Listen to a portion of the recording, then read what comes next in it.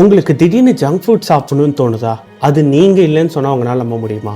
ஏன்னா உங்கள் பாடிக்குள்ளே பாக்டீரியா தான் உங்களை கண்ட்ரோல் பண்ணிகிட்ருக்கு. உங்கள் குடலுக்குள்ளே ட்ரில்லியன்ஸ் ஆஃப் பாக்டீரியா இருக்குது. இதுங்க கெமிக்கல்ஸை ரிலீஸ் பண்ணும். அந்த கெமிக்கல்ஸ் பிளட் வழியாக பிரெயினுக்கு போகும். பிரெயின் இதை தான் தூண்டும் ஆசை, அதாவது கிரேவிங் அப்படின்னு ஃபீல் பண்ண வைக்கும். இதுக்கு பேர் கட் பிரெயின் ஆக்சஸ்ன்னு சொல்லுவாங்க. இதனால தான் டயட் ஆரம்பித்த உடனே உங்களுக்கு சடனாக ஜங்க் ஃபுட் சாப்பிடணும்னு தோண ஆரம்பிக்கும். சித்தர்கள் இதுக்கு ஆல்ரெடி நிறைய வழி வச்சுருந்தாங்க. அதனால தான் அவங்க என்னென்னலாம் ப்ராக்டிஸ் பண்ணாங்க தெரியுமா? பசி இருத்தல், ஃபாஸ்டிங், பேட் பாக்டீரியாவை வீக் ஆக்கும். ஃபர்மெண்டட் ஃபுட், கஞ்சி, ஊறுகாய் குட் பாக்டீரியாவை ஸ்ட்ராங் ஆக்கும். அதுக்கப்புறம் எளிய உணவு, கட் க்ளீனாகும், காமாக இருக்கும் உடம்பு.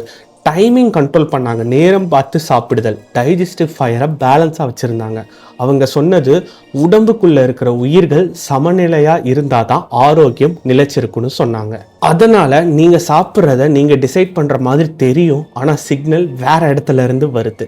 இப்போ சொல்லுங்கள், நீங்கள் கண்ட்ரோலில் இருக்கீங்களா இல்லை உங்கள் கட் பாக்டீரியா கண்ட்ரோலில் இருக்கா?